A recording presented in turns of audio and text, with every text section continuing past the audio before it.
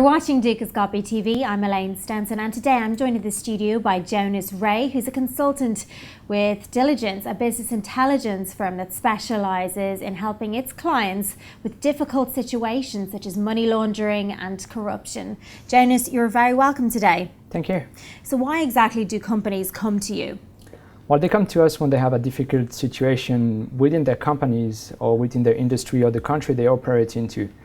And this challenge that they have is either before they enter into an agreement with another company where we do a fairly extensive check on the company they are about to acquire, or when they didn't do this check, they come to us later on when they've been the victim of a money laundering, fraud or corruption fraud or embezzlement fraud by one of their employees or one of the companies that they have acquired in an emerging market, most likely. And what are the main types of fraudulent activity that you come across on a regular basis? Corruption, money laundering, embezzlement, individual pretending that they are more important and more powerful than they are, especially in emerging markets. It's very easy for someone to say, look, I have great connection in China, come and invest with me, I'll set you up with great partners on the ground and then everything will go fine. And actually when we check, these guys are nobody in China, and our client would have been in a very difficult situation had he gone with this person in China for the investments. And what are the main challenges that you'd come up against when you're trying to identify these fraudsters? Well, most clients come with an idea of who the fraudster is in general, but what we do once we know more or less who committed the fraud is we look at the fraud triangle, as you can see on the screen here, and we look at 3 points: motivation, rationalization, and opportunity. And for every fraud to happen, the fraudster needs to fill in these 3 categories. He needs to want to do it, he needs to be able to do it, and he needs to have the real fraudster mindset, sort of the rationalization, why not do it at the end. Okay, and what would you say from your experience are the main hotspots around the world for money laundering? Sadly, all countries are victims of money laundering activities, even Switzerland and even Western European countries. What we see is often the same pattern in our case of money laundering. It's almost never just one single guy doing a money laundering activity or fraudulent activity in Luxembourg, for example, or in France. It's always the same scheme of having one lawyer in Western Europe, so Switzerland or Luxembourg or Liechtenstein, a company in the BVI or in another offshore jurisdiction that is very not transparent, and then the company that is the main victim of the fake investments or the proper money laundering operation is either into an emerging country, so Senegal, for example, or Vietnam, and their mother country or the holding company owning the factory, for example, in Vietnam is often in Western Europe.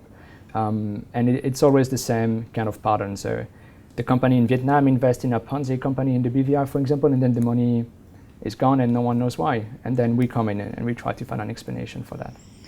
Are Ponzi schemes one of the main things that you come across often? Not as often as you would expect, especially after the Madoff case. A lot of people are already conscious of Ponzi scheme and they are a bit more careful investing with people that promise great return on investment, more now than they used to be before. And with all this new technology that's coming in, are things getting easier for fraudsters, or is it more difficult for them to get away with it with all these networking sites such as LinkedIn? In a way, it's easier in one way and it's harder in another way. In one way, it's harder to leave no traces online, because if you don't have a LinkedIn account or a Facebook account, you can be pretty much sure that your daughter will have a Facebook account, for example, and she will post where she goes on holiday with daddy, for example, or whether they acquire a new house. And that's all sign we can use to identify if an individual has benefited from a large amount of new, fresh money, for example, and if such money could be the result of a fraud or of a money laundering operation. But on the other hand, it's a bit easier because they can hide themselves behind fake email to communicate with their other counterparts. They can use prepaid mobile phone, pay-as-you-go mobile phone. They can really hide their true identity online, and that makes their job much easier. But at the end, if you follow the offshore leak scandal where one hacker gained access into one of the trusts in, I think it was Singapore, and release all their data online for free. So such hacking activities help authorities everywhere to catch fraudster and to catch the offshore vehicle they've been using under the cover of not disclosing who they are. So it could benefit, and it could be a bit of a problem if it's getting leaked, for example. Okay.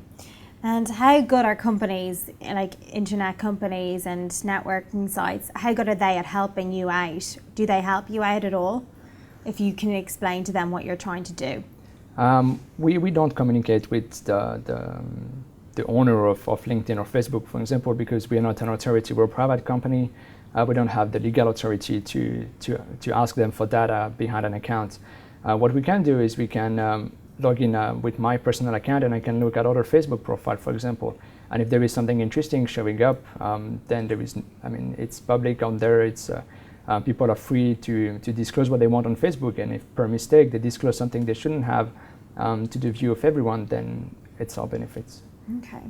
The EU, Switzerland, the OECD, they're all trying to clamp down on tax evasion, and with the new introduction of this white money scheme. Can you explain a bit more about that, and is it going to make things easier?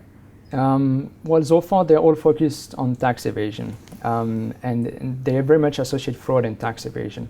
And there hasn't been a wake-up call to the other types of fraud that we investigate mostly, such as money laundering or corruption. And all this transparency effort is going to ease very much the burden of bureaucracy that they already have to go through at the moment if they want to obtain information about a company in a different country, especially outside of the European Union. So in that sense, I think it's going to help on the long term. And I just wish the authority would get more aware of the other type of fraud than just tax evasion, because there is a broader range of fraudulent activities that can happen in the society today. Jonas, thank you very much for joining us today. And that's all we have time for now, but do check back later for more updates and interviews from the Dukascopy TV team. Bye for now.